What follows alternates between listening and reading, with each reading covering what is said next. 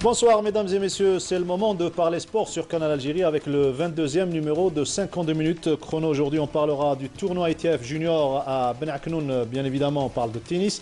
Le Colombien Garin et l'Italienne Serafini s'imposent. Basketball, le GS Pétrolier gagne l'affiche de la 24e journée de la division nationale masculine face à l'IR Bourg-Bouaïd. Chez les dames, les pétrolières s'offrent la Super Coupe du 8 mars devant leurs éternelles rivales, les filles de USMD Marine. Et puis on fera la découverte d'une jeune basketteuse issue de ce club, USMD Marine. Elle s'appelle Hajar Yahou. J-6 des championnats d'Afrique de cross-country à Chlef. On fera le point sur la participation algérienne et les préparatifs qui vont bon train, bien évidemment. Tous les lundis, nos invités, notre consultant maison qu'on retrouve avec grand plaisir. Abdelnour Belkhir, bonsoir. Bonsoir Mokhtar, le plaisir est toujours partagé et j'espère qu'on va passer un brin de causette assez intéressant qui pourrait profiter à nos fidèles téléspectateurs encore une fois. Surtout avec nos invités, nos deux invités de marque bien évidemment pour cette 22e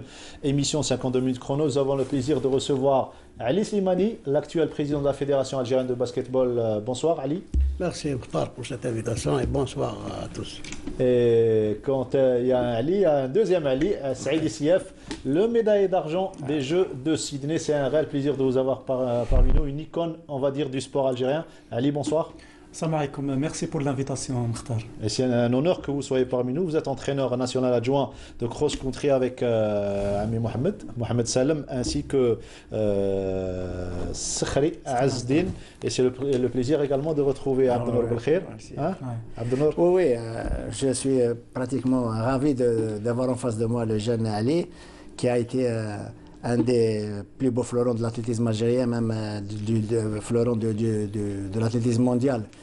Moi, je connais son cursus sportif depuis son jeune âge.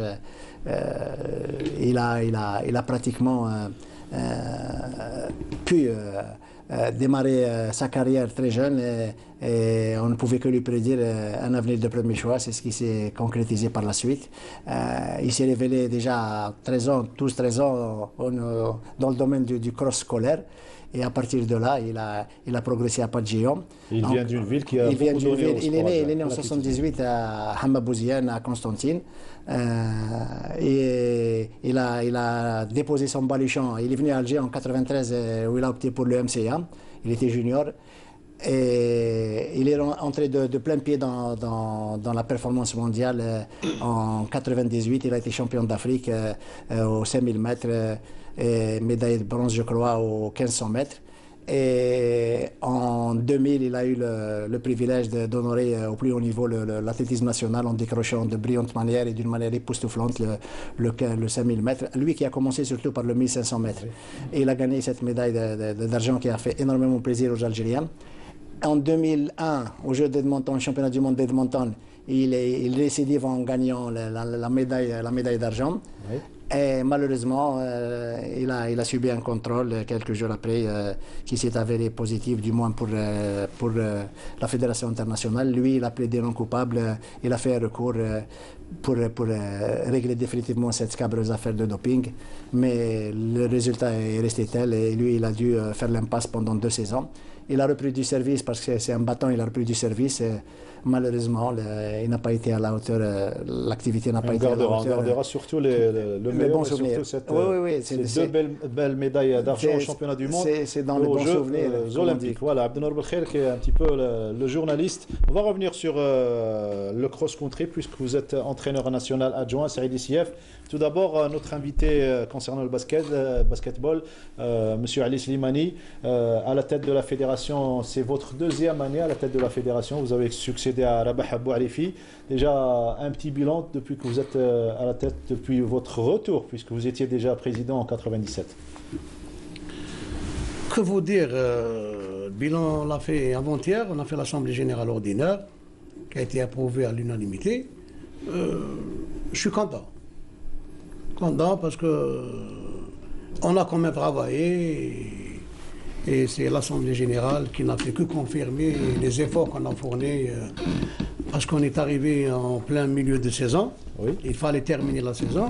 Et on a bien démarré dans l'ensemble la nouvelle saison. On a revu, on a organisé les assises nationales parce qu'il fallait une évaluation, il fallait un diagnostic, il fallait associer tout le monde, toute la famille du basket. C'est ce qu'on avait fait.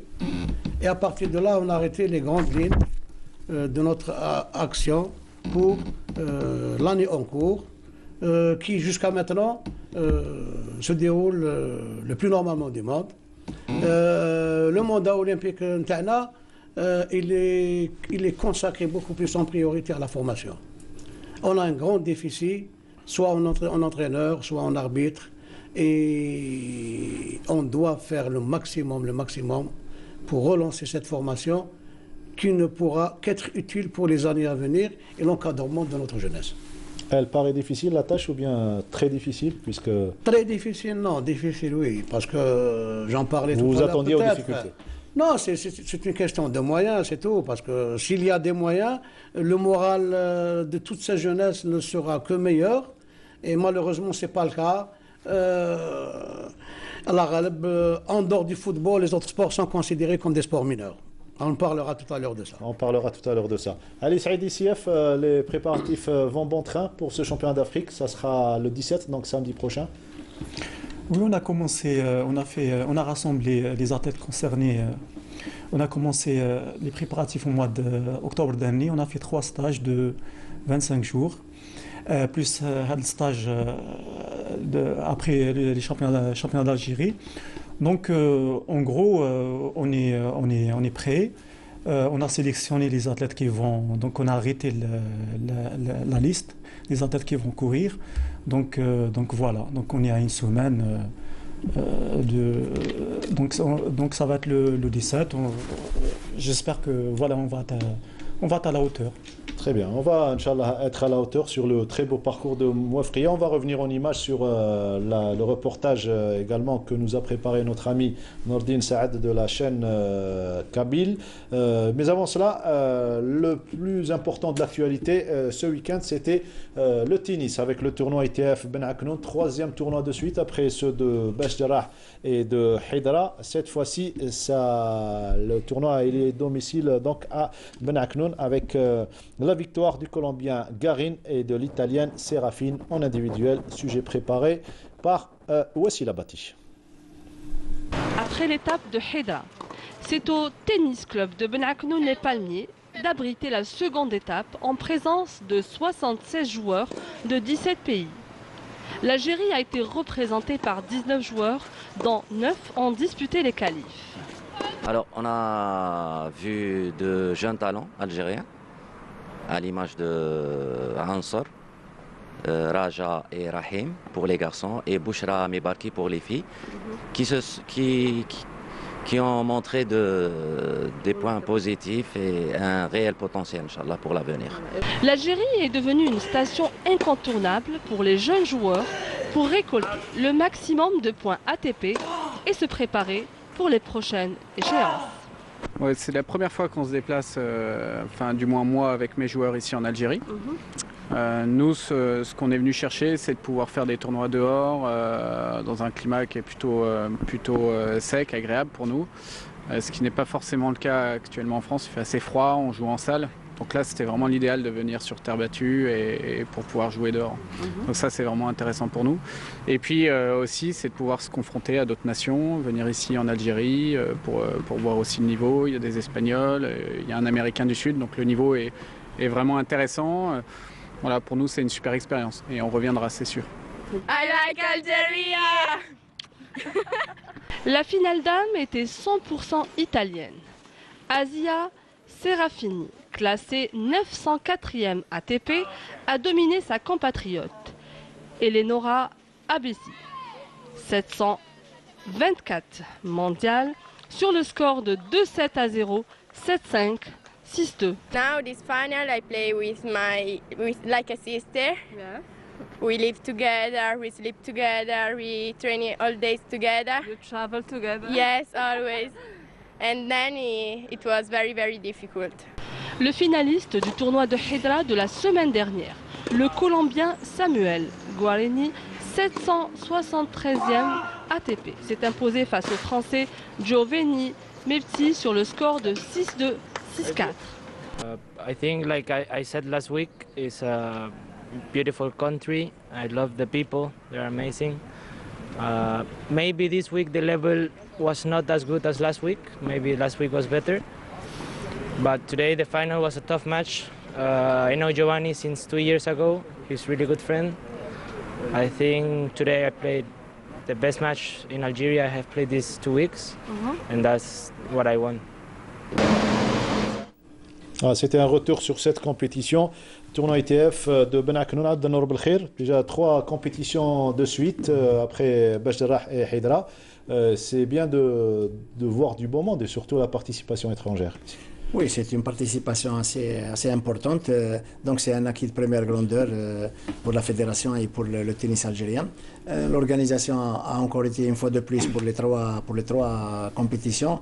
Elle a été à la hauteur des espérances de tout un chacun. Les joueurs étrangers ont énormément apprécié la qualité de l'organisation, l'accueil, l'hospitalité des Algériens.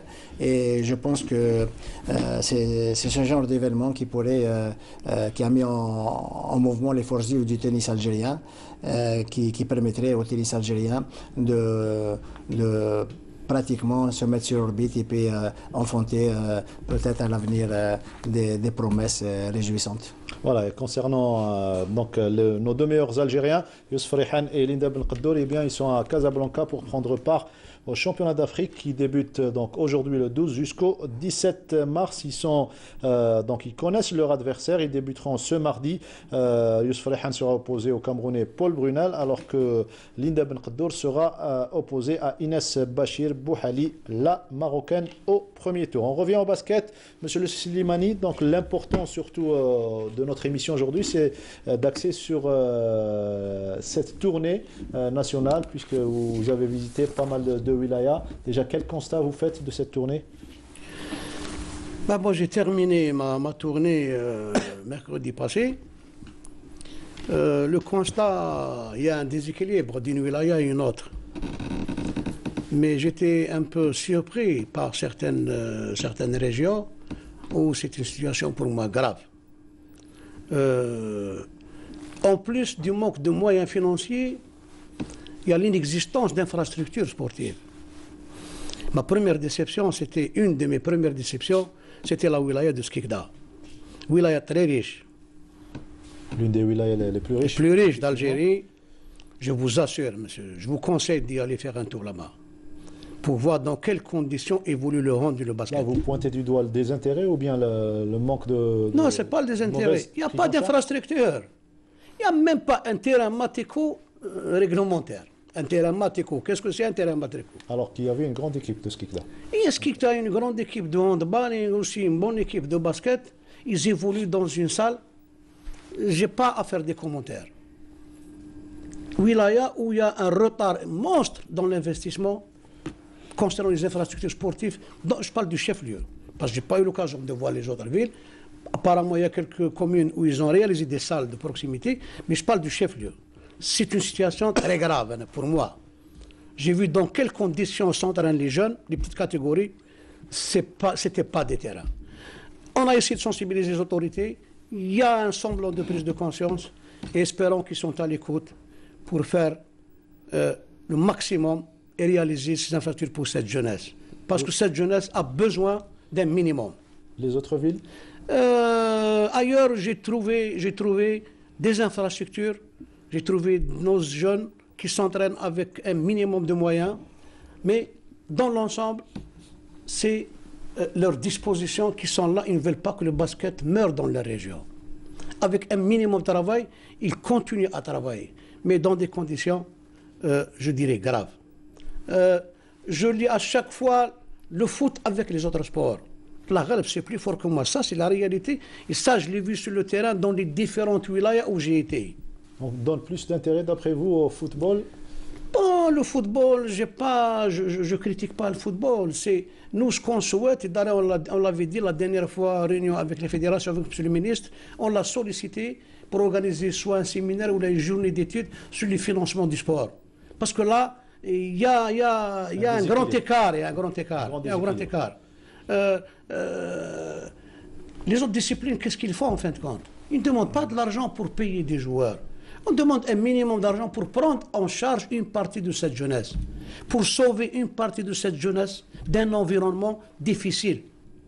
Parce que ce qu'on essaie de faire, nos responsables, nos présidents, nos encadreurs dans les différentes wilayas, c'est d'encadrer le maximum de jeunes, les éduquer et leur inculquer les premières notions à aimer le basket ou le hand ou le volley ou le gymnastique ou l'athlétisme, peu importe le sport. L'essentiel, c'est de sauver cette jeunesse d'un environnement difficile. Alors, on demande les moyens pédagogiques et des infrastructures ordinaires pour que ces gens puissent travailler. Malheureusement, il y a des responsables qui sont à l'écoute. Ils comprennent cette mission noble que prennent en charge les différents responsables de clubs, ou l'entraîneur, encadreur, etc. Malheureusement, il y a d'autres. Dans d'autres wilayas, il n'y a pas d'infrastructure. Vous avez de l'autre côté les salles dans des lycées, dans des CEM, et ils ne veulent pas les donner aux jeunes de la commune. C'est des jeunes qui sont scolarisés dans le quartier. Pourquoi un chef d'établissement refuse de donner la salle ou le terrain du CEM ou du lycée à la jeunesse de son quartier pour être prise en charge avec un encadrement et les éduquer et leur inculquer des notions d'un sport? Je ne parle pas uniquement de basket. Généralement, moi, quand je parle de tous les sports. De tous les sports. Parce qu'il y a un grand écart. Avant cette visite, vous avez la même idée sur les situations des différentes villes? Non. D'abord, je connais la majorité des wilayas que j'ai visitées. Mais ma déception, c'était l'absence d'infrastructures dans certaines wilayas où je ne croyais pas qu'il y avait cette absence-là. Parce qu'ils ont les moyens. Je sais que la politique actuellement du gouvernement, avec la crise, la baisse du prix du pétrole, etc., il faut serrer la ceinture. Ça, on en connaît. Je ne parle pas de maintenant. C'est qu'il y a des wilayas où on aurait pu faire ces investissements bien avant. Mais c'est grave. Et là, c'est une négligence caractérisée. Je pèse mes mots. C'est des négligences caractérisées d'un certain nombre de responsables, et un minimum qu'on veut offrir à cette jeunesse pour qu'elle soit prise en charge par les différentes disciplines sportives. Mais dans l'ensemble, je ne suis pas en train de... Je positive, je ne dis pas que c'est noir, loin de là. Moi, j'étais content parce que j'ai trouvé... Vous faites un constat. Oui, j'ai trouvé des DGS à l'écoute, j'ai rencontré certains Wali, Masha'Allah, je les félicite, je les remercie. Ils ont été à l'écoute, ils ont compris, ils ont dégagé des moyens, ils sont engagés à dégager des moyens parce qu'on a essayé de les sensibiliser sur ces besoins de cette jeunesse. Sief, vous êtes d'accord avec M. Slimani quand il dit qu'il n'y a pas assez d'intérêt accordé à cette jeunesse, surtout en matière d'infrastructure? Bien sûr, c'est vrai que si on compare par exemple avec nos voisins marocains ou la Tunisie, on est loin, bien sûr, on est vraiment en retard, parce que même les infrastructures qu'on a actuellement, ne répondent pas aux normes. Bien sûr, elle est dépassée, elle ne répond pas aux normes. Donc, il faut le faire parce que c'est important de s'entraîner dans le confort, d'avoir un beau stade, une belle piste, une belle salle. C'est important. C'est important. Et ça motive les jeunes de... Voilà. Oui, Abdallah? Non, moi je voulais abonder dans le même sens que les deux allaient. Vous savez, quand on met à la disposition des jeunes Algériens l'ensemble des activités sportives, on les extirpe tout naturellement de tous les fléaux sociaux. La politique de proximité pour l'activité sportive est très importante. C'est vrai que c'est une réalité concrète. Le sport roi, c'est le football. Il se taille la part du lion. C'est même à l'échelle mondiale, c'est normal. Mais qu'il y ait un minimum de soutien et d'assistance pour les autres disciplines. Le basket, le handball et le reste des activités dites mineures peut être un moyen d'épanouissement pour une jeunesse qui bien souvent est livrée à elle-même et qui est une proie pour l'ensemble des fléaux sociaux. Je pense que ce qu'a dit M. Slimani, il le dit du fond du cœur et il le dit avec beaucoup de pincement au cœur. Saïd Sief a dit la même chose pour nos voisins. Il suffit de voir le nombre de licenciés au niveau de différentes disciplines sportives, des chiffres qui restent très très loin des besoins. La politique de proximité qui est au niveau des quartiers reste quand même inaccessible pour certains. Et puis il y a certaines régions du pays, même dans les contrées les plus reculées du pays, où le sport n'existe pratiquement pas. Le sport scolaire aussi peut rendre énormément de services, d'abord pour la masse de jeunes Algériens scolarisés, et puis par les infrastructures qui se trouvent intramuros. Des infrastructures intramuros qui pourraient énormément rendre service au sport algérien. Après les cours, les jeunes qui sont scolarisés, comme l'a si bien dit M. Slimani, qui sont scolarisés dans le même établissement, peuvent, à défaut d'infrastructures de proximité dans la commune, utiliser ces infrastructures dans un cadre organisé. On revient au niveau national pour parler de la compétition. Monsieur le Slimani, on parle de la rivalité qui existe depuis le début de la saison et il y a eu pas mal de surprises et surtout ce grand GS pétrolier qui a été titillé à 3 reprises cette saison, des fois par le Dal Beda, par le Nas du Sindé et par le Wydad de Boufarik. Ça crée un certain équilibre entre 3 formations. Oui, c'est bien pour le niveau de notre championnat parce que les années passées, le GSP... pratiquement dès le départ, c'est le GSP qui prend le titre. Cette saison, il y a un certain équilibre dans plusieurs rencontres. Le GSP a été perturbé durant cette saison. Ils ont joué énormément de matchs en Coupe arabe, en Coupe d'Afrique des clubs champions, avec des résultats mitigés. Avec un encadrement qui a été changé technique, c'est des anciens joueurs qui sont à la tête. Il y a un peu de rivalité. Un peu de ce qui a poussé à arriver à cette... Et puis il y a des clubs qui travaillent, il ne faut pas sous-estimer les autres clubs.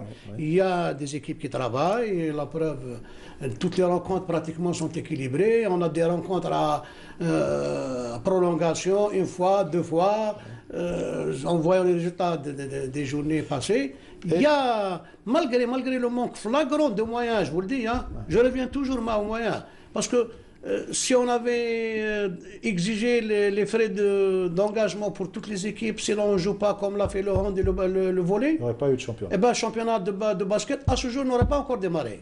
Parce que beaucoup de clubs n'ont pas payé à ce jour. Ils n'ont pas les moyens pour... Et nous, on était dans la gêne pour commencer ce championnat. Il fallait commencer le championnat. Le championnat a commencé. On est à la 24e journée, l'une des affiches, pour ne pas dire le gros match de cette 24e journée, c'est le duel entre le GSP et l'IR Bourg-Waïd. Souvenez-vous, à l'aller, le GSP était allé gagner par 3 points de différence, 81 à 88. Et cette fois-ci, on va voir les images, l'IR Bourg-Waïd qui s'est déplacé avec la ferme intention d'amener le point et surtout obtenir sa revanche. Vous avez vécu le match en direct sur Canal Algérie et à 3, score final 96 à 89, malgré le très bon début à l'Islimani de l'équipe de Bourg-Waïd qui a pris un écart à un moment de 18 points.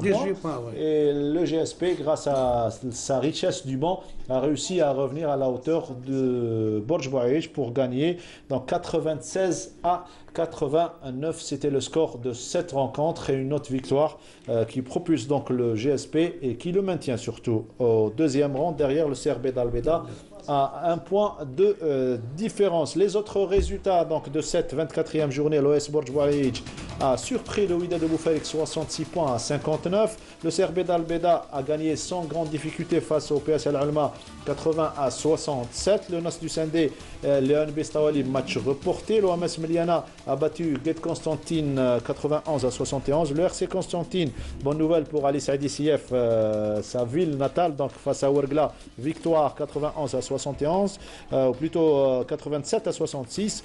L'Union Sétifienne Olympique Batna, un 2e match reporté. L'USM Alger a battu l'USM Blida 64 à 57. Le CRB d'Al Beda est seul leader avec 44 points, suivi du GS Pétrolier 43 points, 3e l'IR Bourg-Waïd avec 42 points, le Wydad de Boufarik est 4e avec 41 points. Alors, on arrive au championnat féminin. Et avant de parler de championnat et de résultats, il y a eu ce tournoi du 8 mars organisé par la Ligue algéroise de basketball. Vous y étiez présent. C'était l'occasion également d'honorer certaines anciennes, les anciennes comme Madame Ben Mesbah Sakina. Avant de parler de cet hommage, on va revenir sur ce match, si vous permettez, très disputé entre les pétrolières et les USNDN, drivé par Mokran Ben Abbas, alors que le GSP est entraîné par Hakim Meddour, le duo Hakim Meddour et Rachida Belaidi. Score au premier quart-temps, 14-12 pour les pétrolières. À la mi-temps, le GSP garde cette petite avance 27-22. 39-37, le HDM réussit à revenir à la hauteur de son adversaire. C'était le score au troisième quart-temps, mais toujours en faveur du GSP. Et au finish, 58-50 pour les pétrolières qui ont gagné ce titre, ou plutôt cette super coupe, un titre honorifique, il faut le dire, à l'occasion du 8 mars. C'est la coupe qui a été offerte par la Ligue algéroise. On écoute les impressions à chaud, c'était juste après le match. C'est une bonne défaite pour nous, ce qui va nous emmener à travailler plus dans l'avenir. Et je pense que l'arbitre a joué un peu son rôle. Donc pour nous, c'est pas méchant, on va travailler davantage et espérer plus dans les matchs à venir, Inch'Allah. L'équipe a tout fait pour maintenir leur niveau et gagner ce match, quoique c'est un match de super coupe. Et je dirais qu'il y avait des hauts et des bas dans la compétition. Et alhamdoulilah, on a gagné, on a pu gagner avec l'expérience de nos filles. Voilà.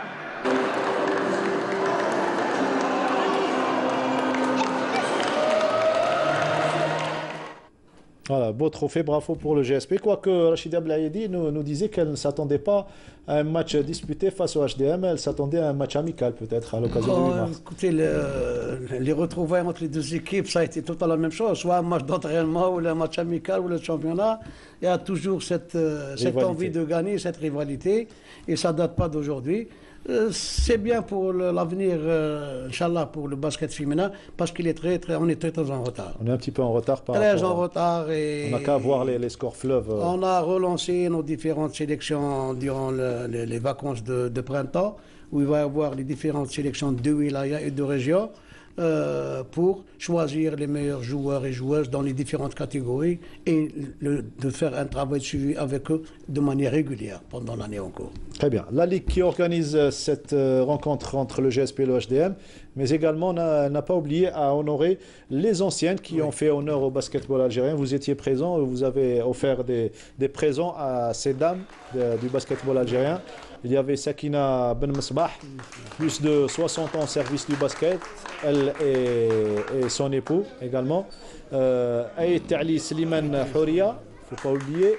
Et Chetouane Shahrazad qui a fait partie de cette fête organisée par la Ligue de basketball, Ligue algéroise de basketball.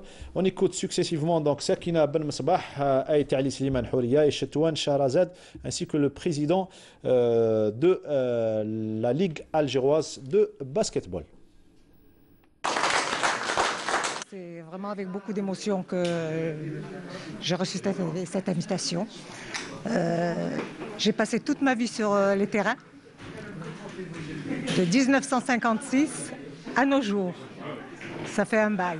Mais je ne terminerai pas cette journée sans penser à toutes les anciennes. Quand je parle d'anciennes, je parle à Ramdani, Hamdi, Meraba, et il y en a encore. Ça, c'est les anciennes des années 60. Hein? Et je penserai aussi à Mizani, à Ali Sherif, M. Zirmi, tous ceux qui nous ont quittés et qui ont fait beaucoup pour le basket algérien et féminin. Ils nous ont beaucoup aidés pour progresser. On a été honorés et puis c'est bien mérité là. Oui, effectivement, parce que c'est très émouvant. C'est des moments que on donne pour le basket et du coup on nous renvoie l'ascenseur et on reconnaît, il y a une reconnaissance qui est là. Même si elles viennent tard, mais c'est pas grave. Et du coup, ça donne beaucoup de baume au cœur. Et on souhaite ça aux prochaines filles, les prochaines anciennes, voilà, qui raccrochent. Et comme je vous disais, là, il y a trois générations confondues. Ça a été mon entraîneur en équipe nationale. Elle n'était pas facile, mais ça a donné du positif. Je veux remercier la Ligue qui nous a honorés. C'est un plaisir, franchement, c'est une très bonne reconnaissance vis-à-vis de nous, vis-à-vis de Madame surtout Ben Msbah Sakina aussi. Moi, j'étais en Benjamin, elle était en senior dame, je me rappelle très bien. Hein, et on a eu quand même la chance d'être surclassée de cadette à senior dame. J'ai joué chez Madame, vous vous rappelez Madame? Oui, elle m'a coachée. Ben voilà, je dis merci encore et aux prochaines anciennes, Inch'Allah. Merci. Merci à la Ligue. Merci surtout à la Ligue. C'est pas la première fois, mais cette fois-ci, on a honoré, c'est-à-dire l'une des plus anciennes, Madame Ben Msbah. Ce qui me casse, ma khalla في l'oubliette, elle est sortie du territoire national, c'est bon. وشتوا انه حوريه c'est des anciens joueuses, elles n'ont jamais été honorées. On le fait chaque année. Chaque année, on pense aux anciennes, on honore quelques-unes à tour de rôle. Et c'est à votre honneur, Yazid Ibrahim, donc le président de la Ligue algéroise de basketball. Magnifique l'ambiance, Saïd Issieff, et surtout, on a vu le respect mutuel entre les anciennes joueuses et celle qui était leur entraîneur, à savoir Madame Ben Msbah. Bien sûr, c'est un plaisir de retrouver les anciens entraîneurs. C'est avec qui on a passé beaucoup de temps. Grâce à eux, on a réussi. Ils nous ont montré, c'est-à-dire ils nous ont conseillé même dans la vie, sociale et tout. Oui. Donc vous ressentez la même chose quand vous retrouvez votre ancien entraîneur? Bien sûr, c'est la famille. Je considère mes ex-entraîneurs comme votre père, comme votre grand frère. Exactement. Oui, l'initiative de la Ligue d'Alger est louable à plus d'un titre. Hein. Et les retrouvailles se sont passées dans l'émotion et la nostalgie. Les noms de Ben Msbah El-Hadi et Ben Msbah Sakina restent indissociablement. Toute la famille Ben Msbah, Yazin également. Yazin, le nom Ben Msbah colle bien. Vous venez de fêter ses 50 ans de mariage. Colle bien au sport. Et comme c'est un moyen aussi de lutter contre l'oubli. L'oubli qui reste un peu le refoulement de la mémoire. Et comme généralement chez nous la mémoire elle est un peu ingrate, je pense que cet exemple pourrait servir à d'autres fédérations, d'autres structures qui pourraient raviver un peu la flamme et puis penser aux anciens qui bien souvent sont en train de se faire oublier. Et puis je pense que ça pourrait redynamiser un peu tout le secteur. C'est vrai, contrairement à certaines disciplines, il n'y a pas de souci au niveau de la famille du basket, c'est une vraie famille. Hein. Oui, effectivement. Puis il y a des traditions au niveau du basket. Ça s'organise régulièrement. Il y a aussi l'association de l'amicale des anciens. Il a organisé aussi une activité durant ce 8 mars. On fait de la sorte, on a prévu pour cette année d'organiser quelque chose pour Boukhchabi à Annaba. On a arrêté ça avec la DGS de Annaba, l'APC et la Ligue. On leur a proposé quelque chose avant la fin de saison.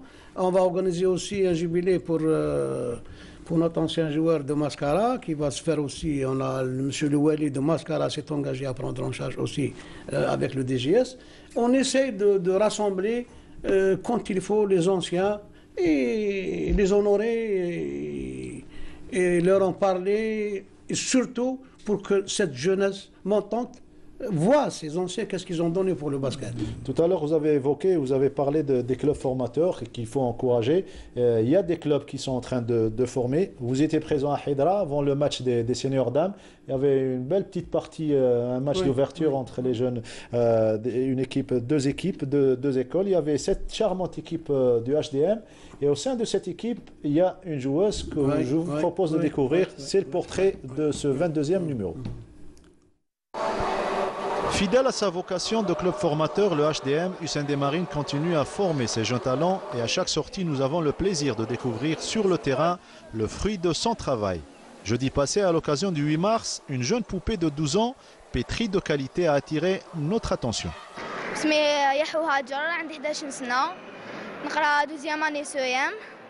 Et comme chaque belle histoire, il y a un beau début à raconter.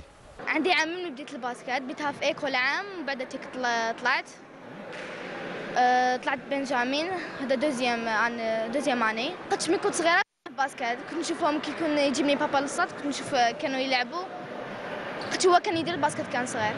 Elle a commencé à l'âge صغير كانت une petite fille avec elle يجيبها son père الكومبلكس هذاك و son père c'est un ami à moi كان يجيبها الكومبلكس هذاك تشوف الاخر هذاك ديمارات اون بنجامين بريمير اني.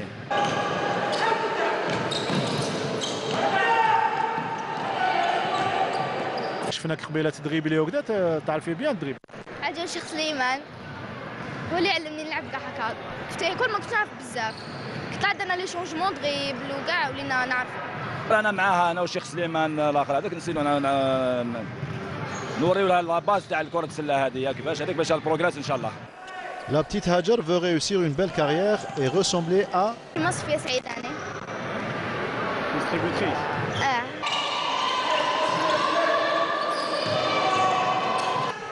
Et au niveau des études, quelle est la moyenne au premier trimestre? moyenne 17 91. même حنا لو دوموند لي بولتان تاعهم ثاني وكاع هذيك باش اون انكوراج لي فيها هذو ما شاء الله.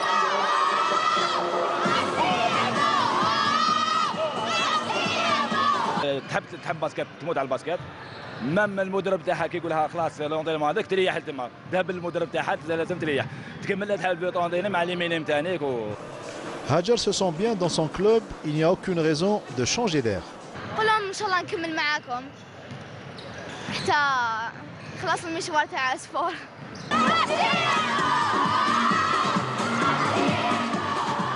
Voilà, ça. Comment, alors, question toute simple, président, comment protéger une joueuse de 11-12 ans et l'accompagner vers l'élite plus tard? Écoute, Mokhtar, des exemples pareils, il n'y en a pas beaucoup. Parce que s'il y a régression de niveau dans la pratique du basket féminin, et des perditions. Il y a des perditions qui durent. Je peux revenir en arrière. À partir du moment où on avait décidé une certaine date que le jeune ou la jeune fille peut ramener certificat, comment dirais-je, d'inaptitude, de pratique de sport dans les lycées, etc. C'est la première cause.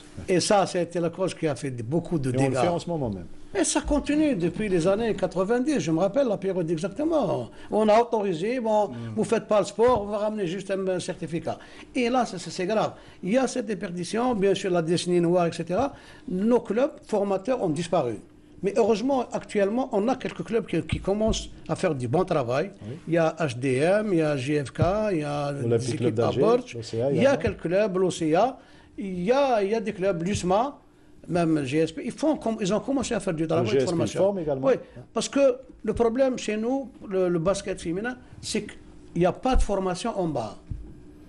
C'est-à-dire la formation de qualité. Parce que des fois, on fait de la garderie. On ne fait pas de la formation.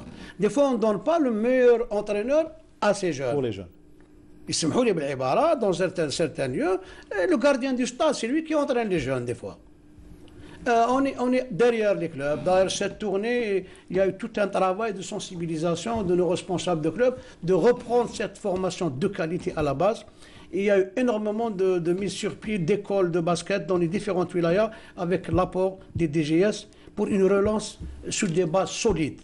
Et ce n'est qu'avec ce travail sérieux à la base qu'on aura dans quelques années de la qualité dans nos différentes sélections. C'est vrai qu'il faut penser à long terme. Alors, les résultats de la journée qui s'est jouée, donc il y a eu ce tournoi de 8 mars, il y a eu la division nationale dames, 14e journée, le MTC TIF a été battu par l'USA Batna 63-70. Le samedi, donc le GSP s'est imposé largement devant RC Bourgeois 76-49. L'USM Alger a été battu à domicile par la JF Cuba 47-56. Et puis le match qui devait opposer Hussein des Marines à l'Olympique Club d'Alger samedi a été reporté en raison de la participation du HDM au tournoi du 8 mars. Le GSP est seul leader avec 28 points, Hussein des Marines est deuxième avec 23 points. L'Olympique Club d'Alger et le MTC TIF sont tous deux troisième avec 22 points. Transition et on se retrouve juste après pour parler de cross-country.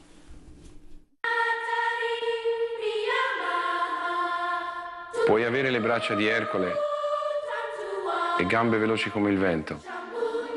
Puoi sollevare le spalle sopra il canestro, avere lo slancio di un delfino, i riflessi di un gatto. Puoi avere tutto questo e avrai il fisico, gli strumenti. la grandezza finché non capirai che il muscolo più forte è il cuore. Per me questa è l'anima delle Olimpiadi.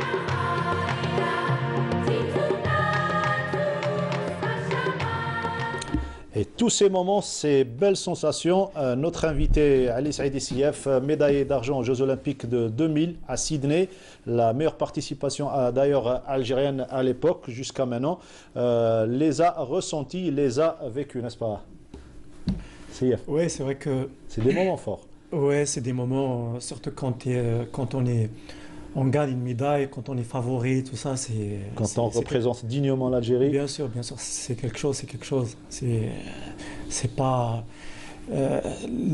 c'est-à-dire que c'est la chose, c'est le moment le plus important que j'ai eu dans ma vie. C'est l'apothéose, quoi. Bien sûr, c'était un moment très fort. Pendant ma carrière, les entraînements, les compétitions, les grands championnats. Dans cette course face aux Éthiopiens, puisque vous étiez avant le dernier tour, vous étiez premier, ils ont laissé, on va revoir tout à l'heure les images, tous les Algériens étaient avec vous et étaient sur la piste avec vous pour voir cette course. Moi à l'époque déjà, à l'époque je venais d'arriver, je commençais à être fort en 99, donc juste après Morceli. C'est vrai que les Algériens à l'époque, parce qu'ils voulaient un remplaçant de Nordin Morceli, donc moi je suis venu juste après. Donc c'était le peuple algérien était solidaire avec moi, ils étaient fiers de moi.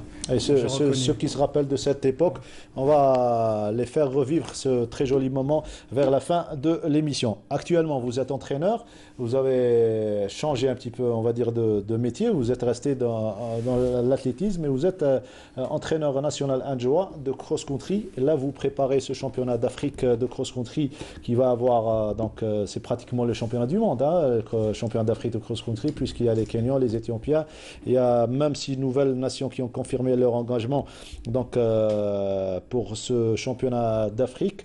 Le principe de sélection, c'était les 4 meilleurs du championnat national, plus 2. Voilà, exactement. C'était les meilleurs de championnat d'Algérie, les 4 meilleurs, plus les 2. Les 2 meilleurs qu'ils ont fait... parce qu'il y avait avant le championnat d'Algérie des challenges, donc on prend les meilleurs, qu'ils ont fait les meilleurs résultats dans les challenges. C'est des listes définitives pour le moment ou bien on va attendre la prochaine conférence? On a arrêté, juste, on va revoir juste c'est-à-dire les filles au cross court.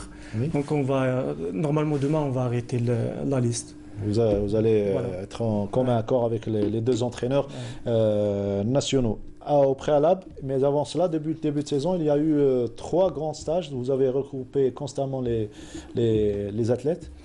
On a commencé la préparation au mois d'octobre, donc on a fait 3 stages de 25 jours à Tigijta, ici à Alger. À Biskra également. Voilà, à Chlef.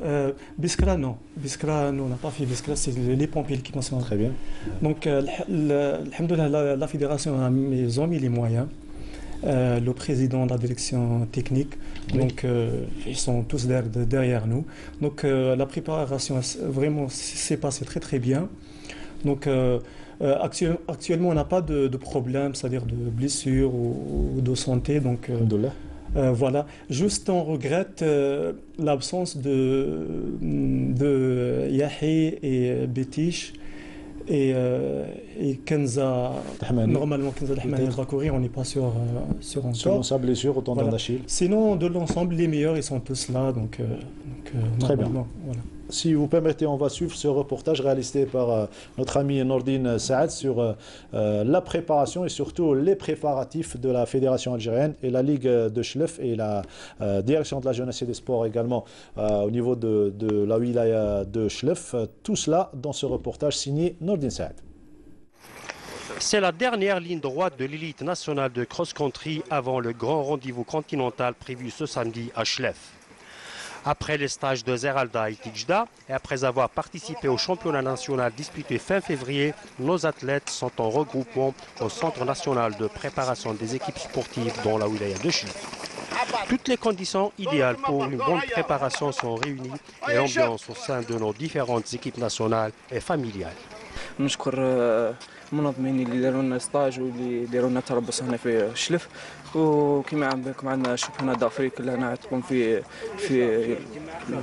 الاخر في ولايه شلف بالجزائر تاعنا، وان شاء الله نديروا نتيجه مليحه ونشرفوا العلم تاعنا. اول حاجه نشكروا الاتحاديه الجزائريه لالعاب القوى اللي وفرت لنا هذو التربصات، وكنا ورانا في المستوى مليح، وان شاء الله نكونوا مع النتائج جيده في البطوله الافريقيه. حضرنا المنافسه تحضير جيد، يعني ما بدايه السنه ونحن تربصات، وكانوا معنا المدربين واقفين معنا، وان شاء الله نكونوا قد المسؤوليه ونحققوا نتيجه ايجابيه ان شاء الله.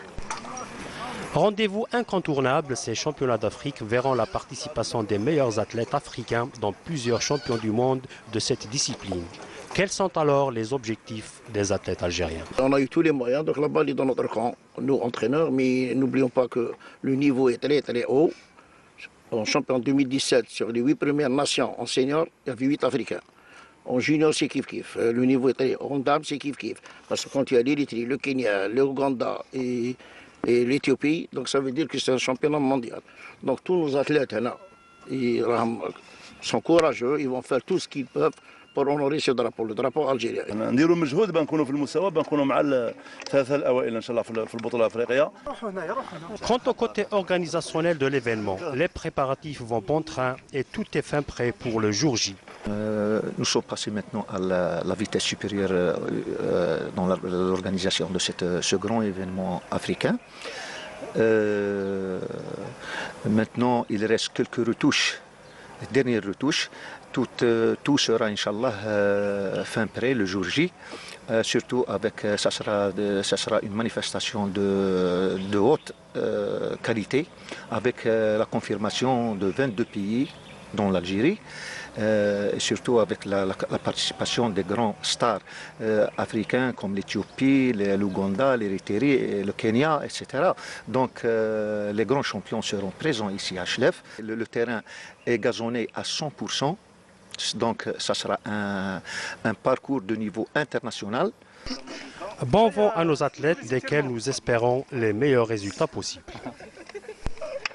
Alors, on aura besoin, Saïd Essieff, d'un vent favorable, surtout face à cette armada kenyane, éthiopienne, l'Érythrée également. C'est vrai, c'est bien d'être ambitieux. On a besoin d'avoir des résultats positifs sur notre terre, ici en Algérie. Mais la réalité, c'est que également, il faut reconnaître qu'il y aura des Kenyans, il y aura des. C'est pratiquement un championnat du monde.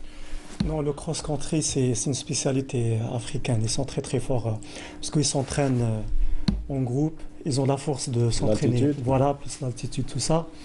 Et donc, plus maintenant, il y a l'arrivée des pays comme l'Ouganda, comme l'Érythrée, comme Djibouti, comme Rwanda. Donc, c'est difficile. Si on prend la liste si on prend les résultats de l'année dernière du championnat du monde de l'Ouganda, les 8 premiers, c'est des Africains.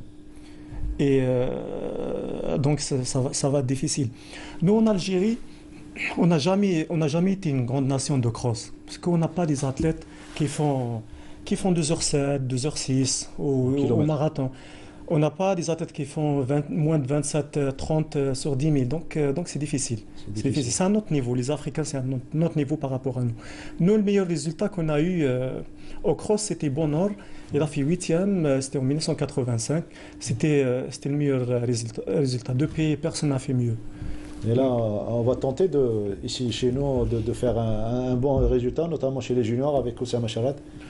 Oui, avec les juniors, il y a moyen de faire 4. Pas uniquement Oussama Charat. Voilà, il y a un bon petit groupe, mais il y a moyen de faire 5e, 6e. Si on fait 5e, 6e, ce sera un très très bon résultat. Bien en individuel? En individuel, c'est difficile aussi. C'est difficile. Si on a un athlète junior qui fait avec les 10, c'est très très bien. Un bon on se focalise sur le Kenya, l'Éthiopie et l'Érythrée, mais il faut se focaliser également sur nos voisins, le Maroc et la Tunisie. Actuellement, même la Tunisie sont mieux que nous dans le demi-fond. Niveau de cross. Même en général, demi-fond. Le Maroc, c'est encore, sont beaucoup plus forts que nous. Donc il n'y a pas que ça. Il n'y a pas que le Kenya et l'Éthiopie. Il y a même le Maroc et la Tunisie. Vous allez jouer sur le mental?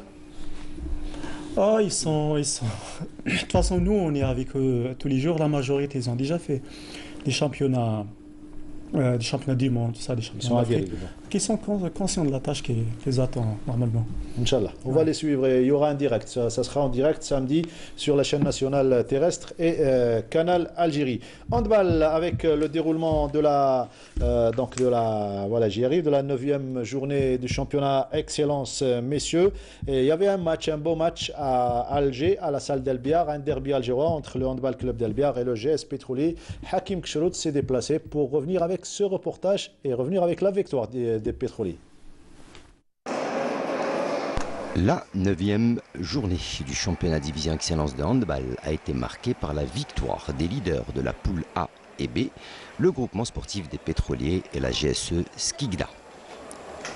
Dans le derby algérois qui a opposé vendredi à la salle Omnisport d'Albiar, le HBC Albiar au groupement sportif des pétroliers, avec une belle affluence des amoureux de la petite balle, a vu les protégés de Reda Zeghili s'imposer dans un match assez disputé où les joueurs de Hasni Achour ont commis beaucoup de fautes qui ont profité aux pétroliers et qui vont prendre un léger avantage en première période en s'imposant 12-11.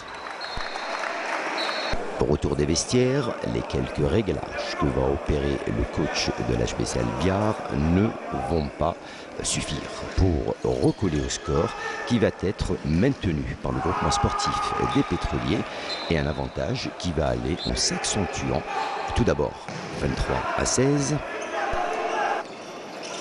puis quelques minutes plus tard 25-18 pour voir au final les coéquipiers de Berkous remporter le gain du match.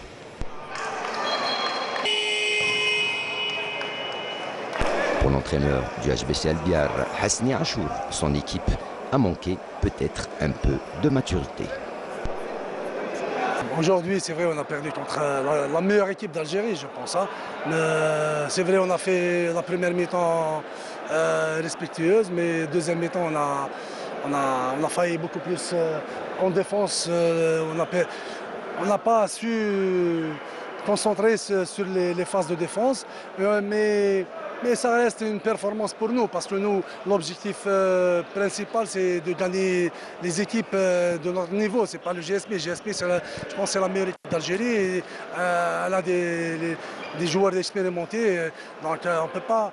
Quand on fait des tirs ratés en face à face contre le GSP, ça paye cash. Voilà. Reda Zeghili, pour sa part, le plus important dans ce match était la victoire, surtout que sa formation était diminuée en raison des blessures. Bon, je dirais qu'on a essayé de gérer le match, puisqu'on avait la possibilité de gagner, puisqu'on avait beaucoup de joueurs blessés, et on a essayé de gérer nos joueurs. Alhamdoulilah, j'ai essayé d'intégrer quelques joueurs qui étaient blessés. Alhamdoulilah, ils ont montré un usage extraordinaire.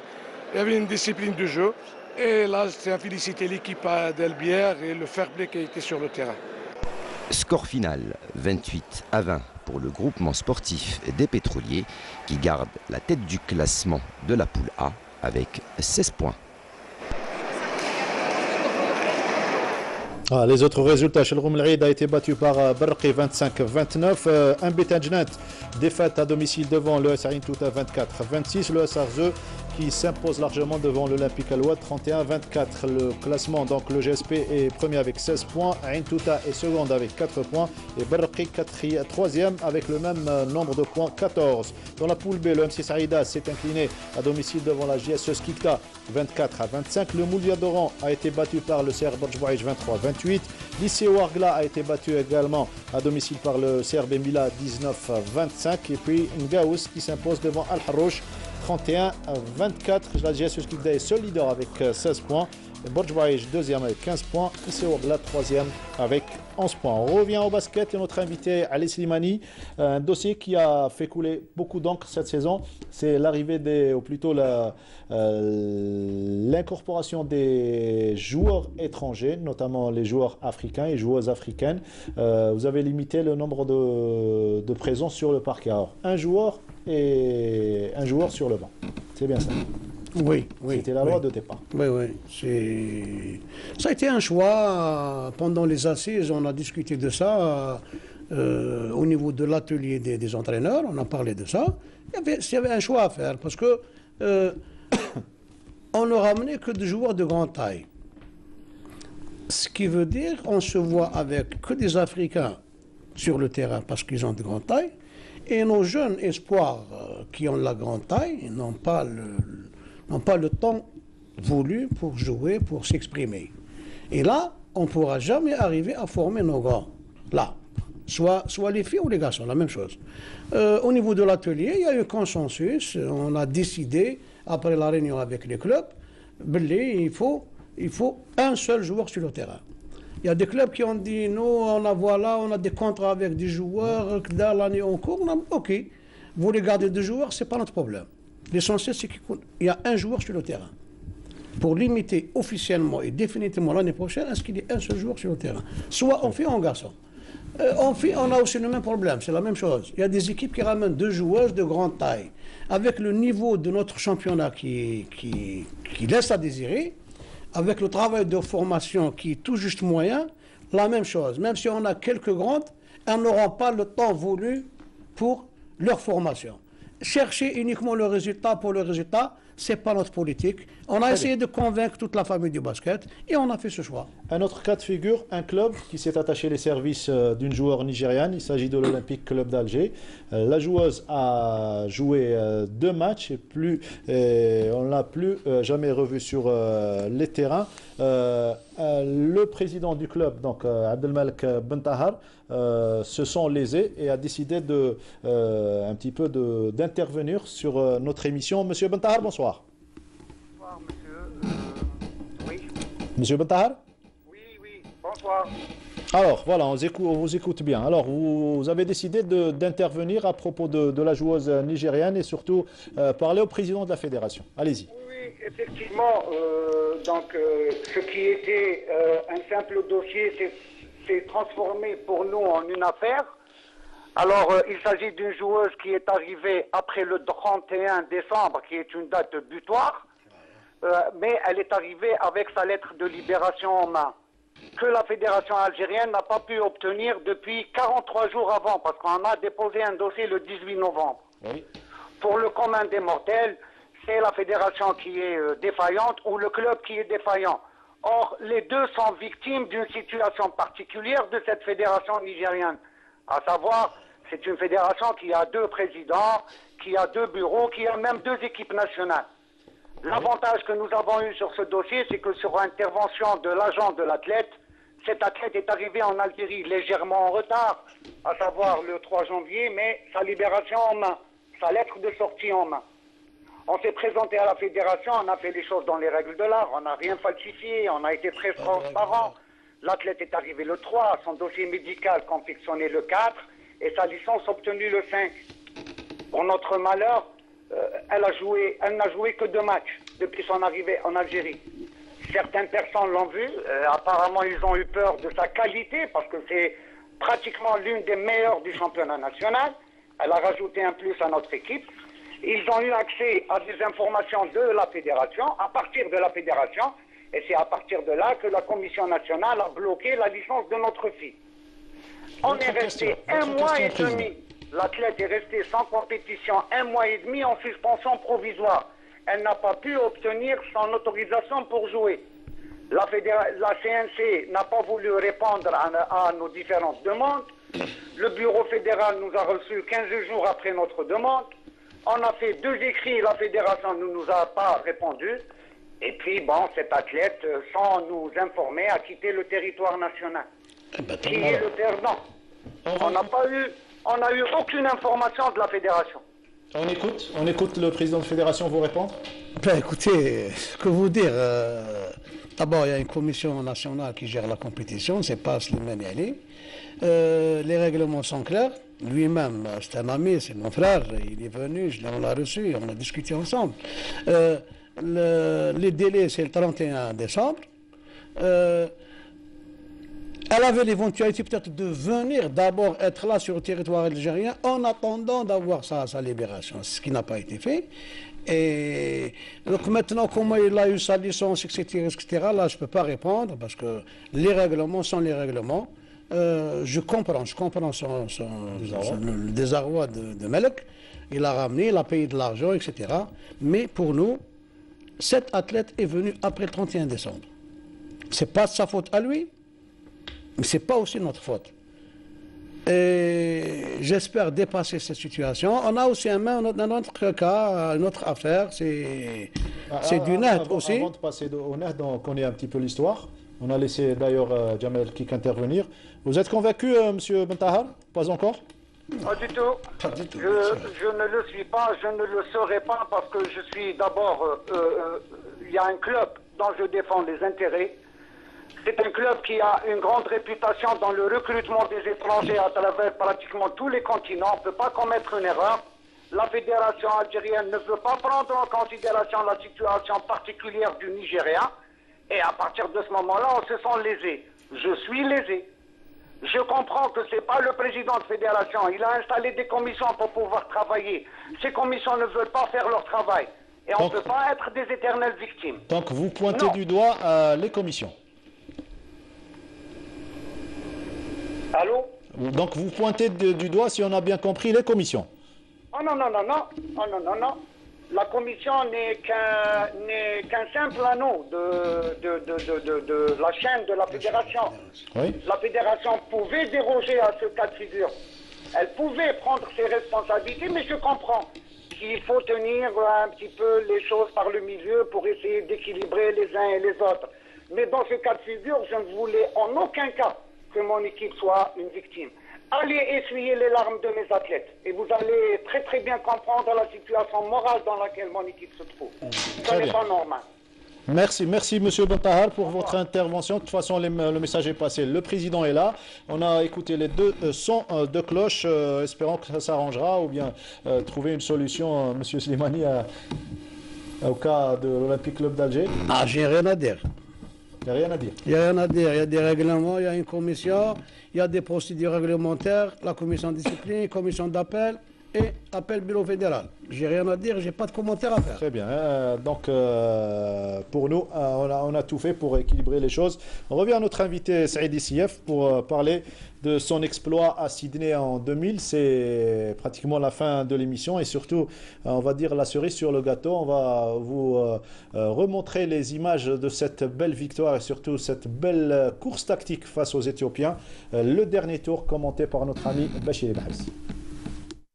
تكون الكلمة الأخيرة الآن بينه وبين السنولي Et ça restera mémorable dans l'histoire du sport algérien, cette belle médaille d'argent. Ce n'était pas facile de courir 12 tours, 12 et demi avec une bataille tactique orchestrée par les Éthiopiens.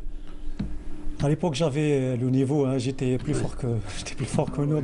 Quand il y a des changements de rythme, c'est... Ouais, mais j'étais... franchement, c'était eux qui avaient plus peur de moi que... J'étais prêt, j'étais meilleur même. J'avais fait la meilleure performance mondiale sur 5000 mètres, donc j'étais On va vous dire très, merci, très surtout pour cet exploit. Il ne reste plus beaucoup de temps à Abdelnour Belkhair. On va laisser donc Monsieur Slimani remercier la famille basket algérien. Un message pour terminer en 30 secondes.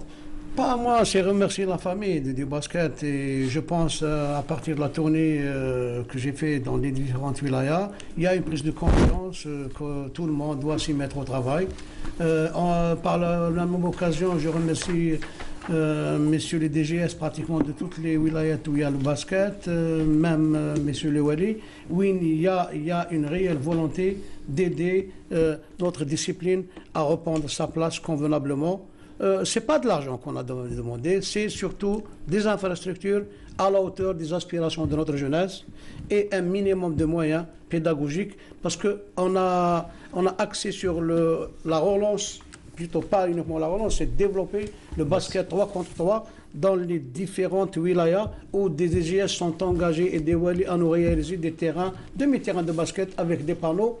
Et ça va drainer encore un autre engouement de la jeunesse. Et on vous remercie aussi vous-même, ainsi que Monsieur le ministre qui a suivi énormément ces sorties, qui est intervenu personnellement avec certains Wali pour débloquer des situations. Merci.